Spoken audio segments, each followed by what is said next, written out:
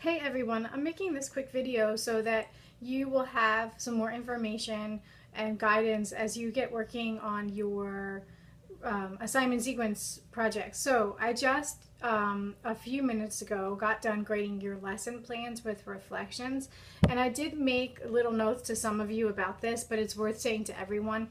Um, Usually there is a way for you to use some of the work that you've already done in your lesson plan assignment as a starting point for your assignment sequence assignment.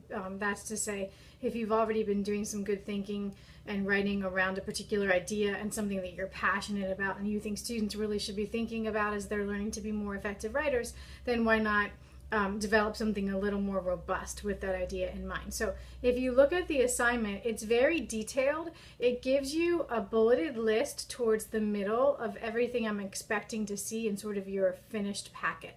Importantly, this week you're all sort of opting into one of three different chapters. One that is sort of focused on writing in elementary school, one that's focused on teenagers, one that's focused on higher education.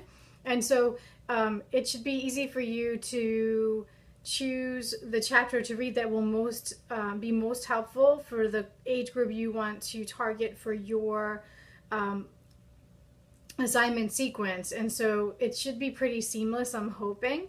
And in the same way, when you do your reading response for this week, when you post to the discussion board, it's fine and appropriate for you to write about how the chapter that you read is influencing your thinking around your assignment sequence. So you definitely need an overview where you articulate the learning goals for students as writers.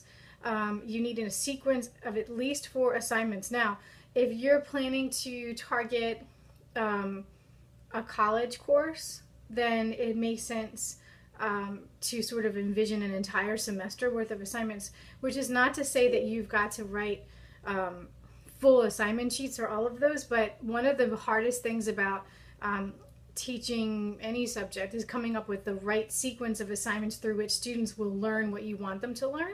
And so so you want to just give me a broad overview of 4, and then you'll sort of maybe have a rich description of 1. Okay, so then you want to have examples or rich descriptions of the kinds of texts you will ask students to produce, a schedule that lists due dates for students writing, like worksheets and drafts and revisions, in-class activities that you're going to have them working on, whether or not you're including peer review, that kind of thing. And then a statement of your expectations for grading and what your criteria is.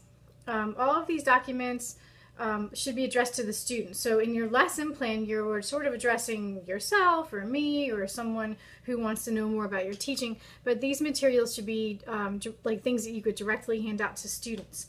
What some students have done in the face-to-face version of teaching writing, and I will say they have more time than you all, is write syllabi. If they're thinking about college classes, then they give me an example of one assignment sheet that they would give to students that can be multimedia. And then they give me an idea of a rubric, let's say. And they give me some links to some readings they would have students do. That's fine. You certainly don't have to do that. Some of the IDLS majors I've had have used sort of their own various websites that they use anyway that allow them to chart in sort of calendar style what they'd have students doing on which day. So the format of what you hand in is not as important to me as that you're hitting on all those bullets. I felt bad because a couple of you on the lesson plan assignment missed the reflection, which to me is one of the most important things, and I tried to emphasize it in the audio recording.